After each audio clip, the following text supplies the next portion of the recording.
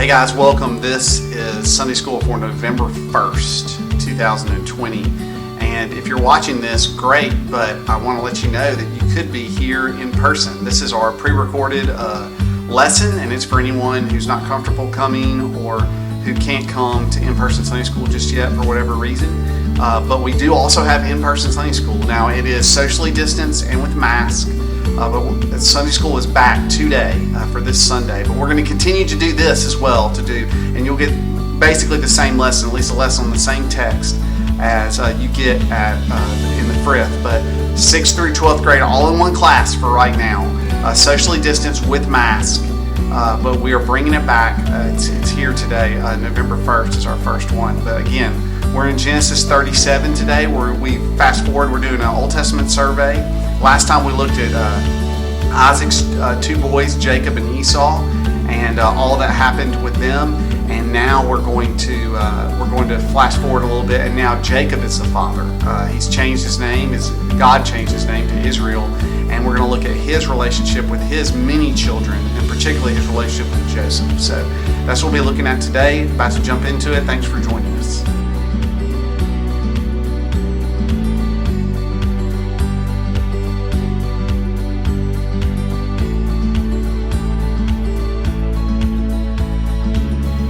Okay, so we're in Genesis 37 today, and to begin, I'm going to read the first 4 verses. So this is Genesis 37, verses 1 through 4. Jacob lived in the land of his father's sojournings, in the land of Canaan, and these are the generations of Jacob. Joseph, being 17 years old, was pasturing the flock with his brothers. He was a boy with the sons of Bilhah and Zilpah, his father's wives, and Joseph brought a bad report of them to their father. Now Israel loved Joseph more than any other of his sons, because he was the son of his old age. And he made him a robe of many colors. But when his brothers saw that their father loved him more than all his brothers, they hated him and could not speak peacefully to him. Okay, well, a couple things I want you to see. The first is that if you'll notice, Joseph has a bunch of children. He has a bunch of children by 4 different women. Obviously, so not Joseph, Jacob, Jacob or Israel has children by 4 different women. He has children by Rachel and Leah, and also by 2 of their servants, Zilpah and Bilhah. And this is something you might have noticed in the Bible, especially right here, but later on as well, is that there seems to be a lot of polygamy in the Old Testament. And by polygamy, I mean someone like a husband having multiple wives. And you might think, oh, well, why was that okay in the Old Testament and it's not okay now? Or why don't we do that now? And I just want to point out to you that in every instance that we see polygamy in the Bible, even among God's people, that it's not according to God's plan. It's not according to God's plan for marriage. And there's always relational fallout and brokenness and problems associated with it. Always. It happens in every instance, and it's certainly going to happen here, right? If you'll remember, Rachel is Joseph and Benjamin's mother, and Rachel is the person who Jacob fell in love with. But Jacob was tricked by Laban, Rachel's father, into marrying Leah first and then marrying Rachel as well. Then he had to work another 7 years to earn Rachel, the person who he really originally wanted to be married to. And Rachel has the 2 children, Benjamin and Joseph. And you just see all of this relational fallout, and I just want you to notice that the Bible shows you that that's not God's plan. That when God brought Eve to Adam, He said, "A man shall leave his wife and mother, and leave his mother and father, and cleave to his wife, and the 2 shall become one flesh." And this is not in accord with God's plan. And of course, any time that we deviate from God's plan, guess what? There's going to be brokenness. There's going to be a relational fallout. There's going to be bitterness. There's going to be problems. And we're going to see that there are problems here because of this. The second thing I want you to see is that if anybody should have known that you shouldn't play favorites with your children, it should be Jacob, right? Because remember, Isaac had 2 boys, and he clearly favored Esau over Jacob. So Jacob knew what it was like to not be the favored son. He knew what that was like, and yet still we see him repeating the same sins that Isaac repeated. And you guys aren't old enough to know this yet because you're still in junior high or in high school, but your parents definitely understand this, is that one of the problems that And one of the hardships of being a parent is seeing your own sin reflected in your children, seeing your children fall into some of the same patterns. In fact, sometimes you might wonder why something is such a big deal to your mom or your dad, and they really are on your case about this or about that. And it might not be because of something that you've done. It might be because they're so careful and trying to guard you from falling into the same sinful patterns that they fell into, because they can see it. They can see how you could fall into the same patterns as them, and so they're on your case extra about certain things, because this is what happens, and it really is kind of heartbreaking. Our own sin is heartbreaking, but the sin of our children is even more heartbreaking as a parent. And we see here that Isaac's favoritism of Jacob, and then Jacob falling into that same pattern and playing favorites with Joseph. And so we have this seedbed of brokenness. Jacob loves Joseph more than he loves his other children. Then Joseph comes and gives a bad report. He kind of tattletales on some of his brothers. And even if even if they needed to be tattled on, even if what they were doing was wrong and it needed to be reported to Jacob, again, this is creating enmity and spite and bitterness within the family, within the sons, directed toward Joseph. So you can just see, as we read about this, you can just expect that something bad is going to happen.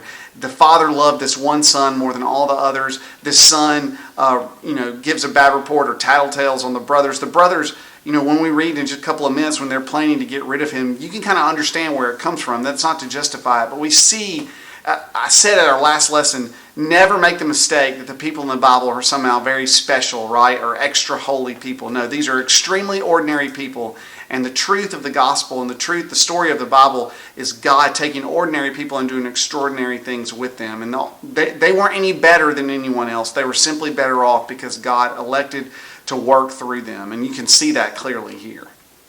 Okay, let's jump forward just a little bit to verses 9 through 11. This is Genesis 37, 9 through 11.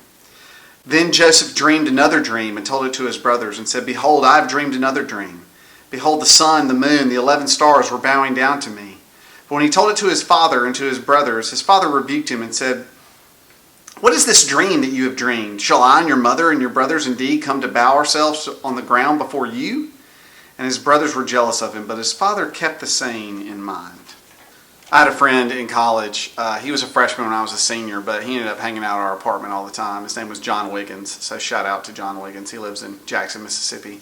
But he used to have this phrase. It's not his phrase, but he used to say it all the time, and I always appreciate it. He said, "Always tell the truth, but don't always be telling it." Always tell the truth, but don't always be telling it. In other words, just because something is true doesn't mean that you have to say it. You don't have to say it out loud. It's not necessary to say it. And maybe Joseph could have used John Wiggins' advice here, because Joseph is having these dreams, and these dreams are going to come true, and they're real prophetic dreams. And we're going to see that Joseph's dreams play an important role in his life and how he rises to power in Egypt later on. But Joseph has these dreams, and he's constantly telling his brothers about it. And again, they know that he's the favorite. He's got this coat, the special garment that Jacob gave him.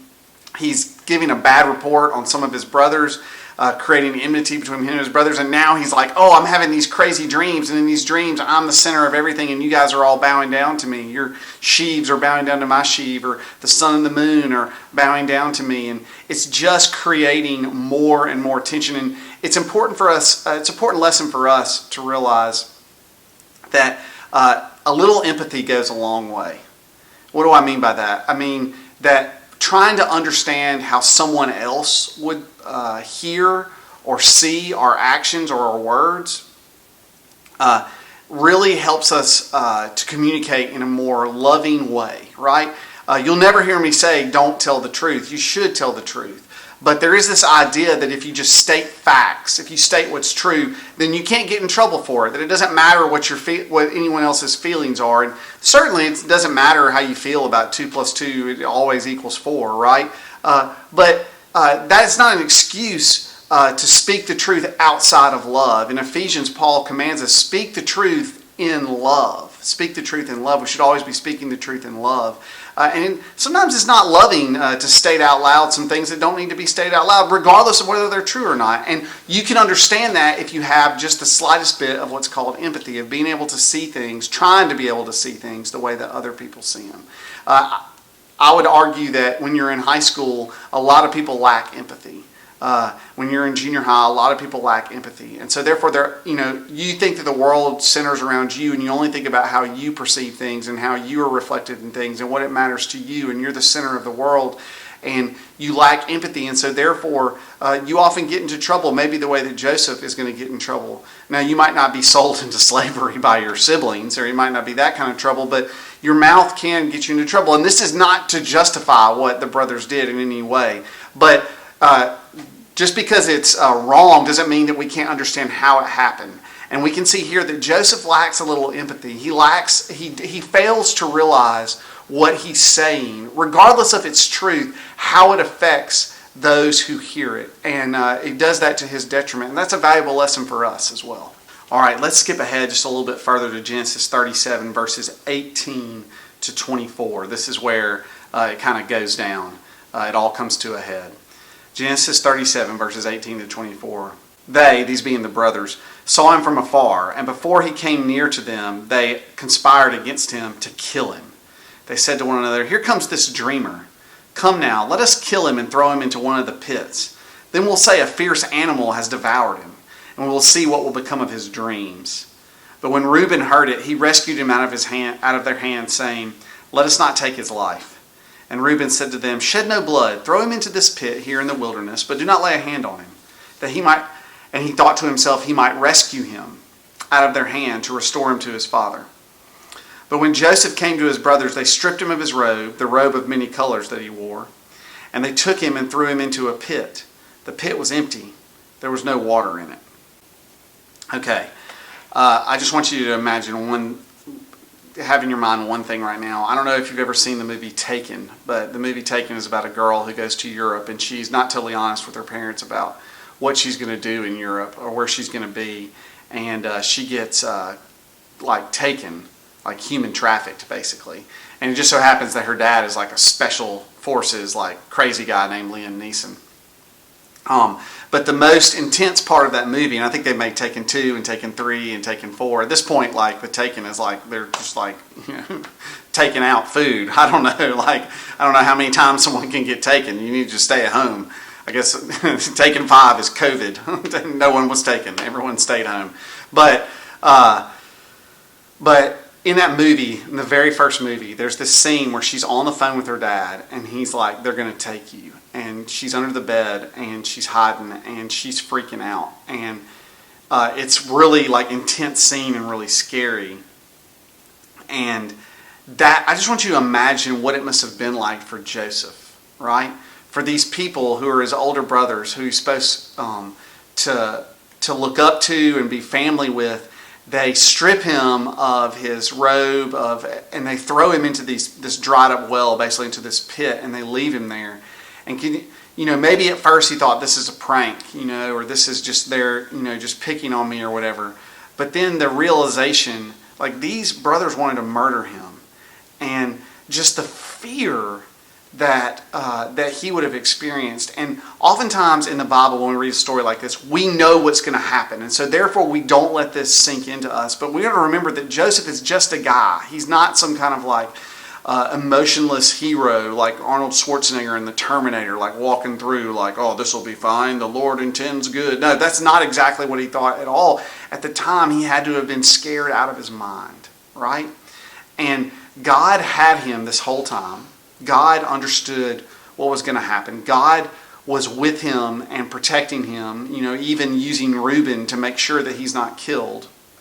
God is orchestrating this. But that doesn't make it any less scary. And that means that when we're in frightening situations, that we can know that God is with us. That doesn't mean that it's okay to be scared. In fact, the only time that you can be brave is when you are in fact scared. It's okay to be frightened. It's okay to be scared. It's not a lack of faith. To be frightened by your circumstances. And I just want you to see here that Joseph was certainly afraid. He was certainly afraid. And I can't imagine how afraid he's going to be in just a second when we read about him being sold into slavery.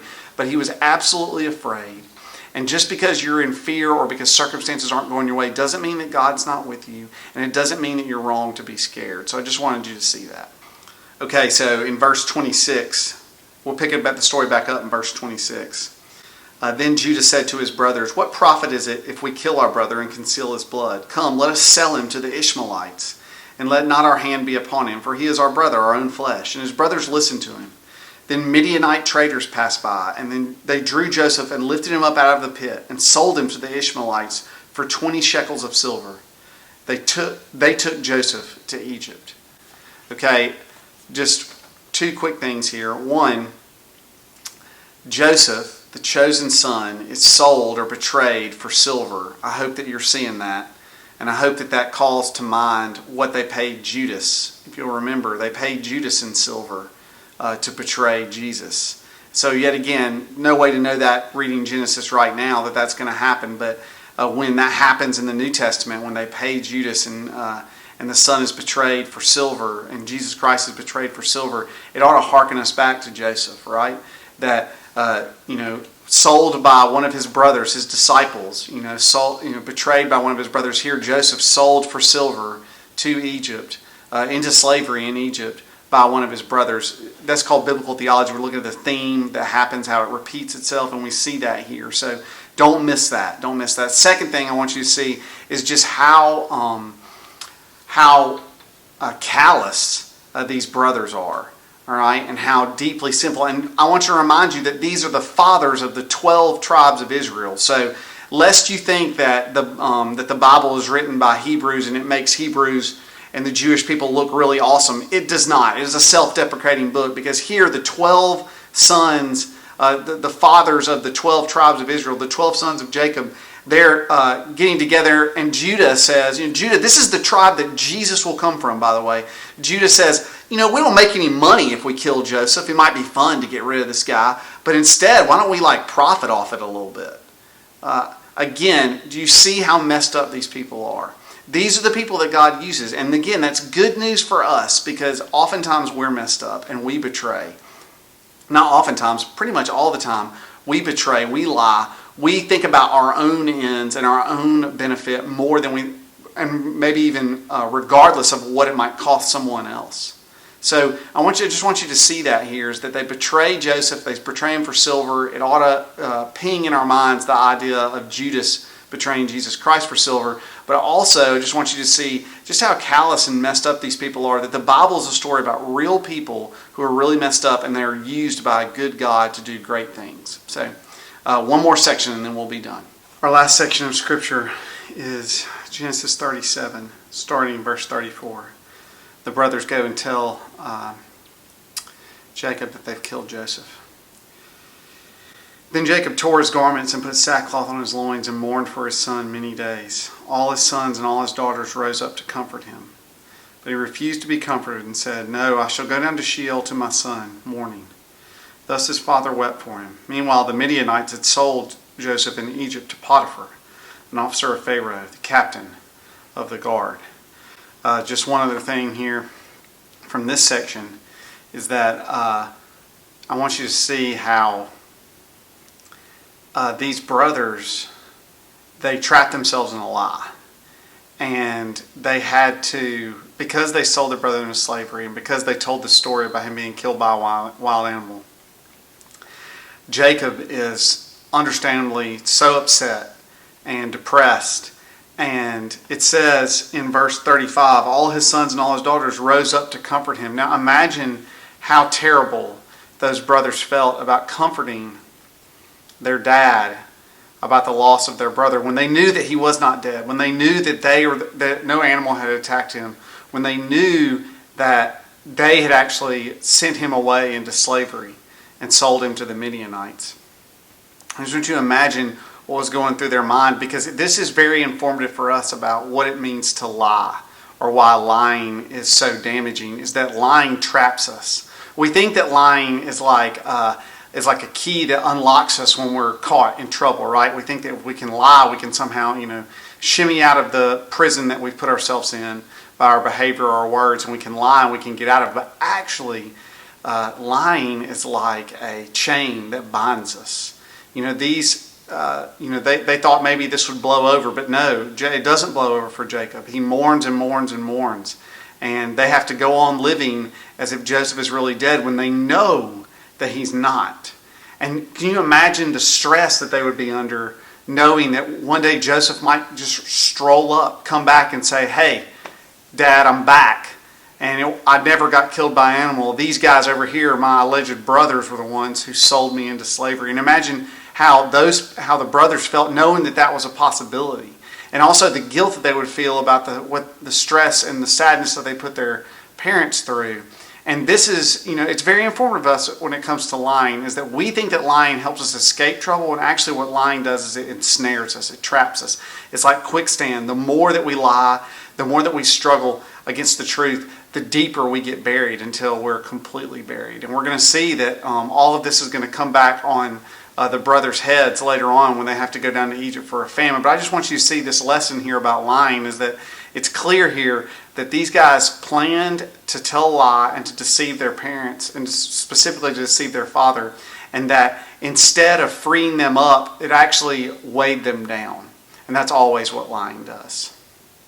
Okay, so what are our takeaways from this passage? Just a couple of things that I wrote down that we can take away from this story about Joseph. One is that we see that sin repeats itself over and over again, that the sins of the father come to bear on the second and third generations, that we repeat the sins of our fathers, that sin is something that's born inside of us, not something that we have to be convinced to do.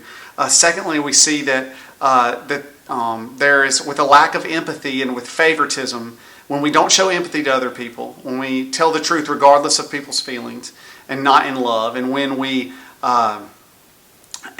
show favoritism, and we especially in a family context, when we show favoritism, that we are sowing the seeds of bitterness and discord and familial fallout and all the things that you don't want. And these are dangerous things. Fourthly, I just want you to remember that this passage kind of, again, points us back toward Jesus with the selling of the betrayal by his brothers and the selling for silver. In this case, I think it was 20 pieces of silver. With Jesus, it was 30 pieces. But this points us back to Jesus. And then also, I want us to put ourselves in the headspace of both Joseph, as he was horrified and completely scared during this time, and then also in the headspace of the brothers who told this huge lie and then had to live that lie as if it were true, always wondering when it would come back on them for the rest of their lives until they meet Joseph again in Egypt, and just how lying doesn't free us from trouble, but actually ensnares us further in trouble. It doesn't get us what we want. It actually gets what we want further away from us. It takes us further away from what we would desire. So those are our takeaways. Hopefully you enjoyed this lesson and you were able to see it. And if you weren't, I hope that you were able to join us this morning. And this will be the way that we do it from now on. There'll be a video lesson that airs about Sunday school time every Sunday morning. And then also I'll be teaching live in the Frith. So hope to see you in one of those two places. Thanks for joining us.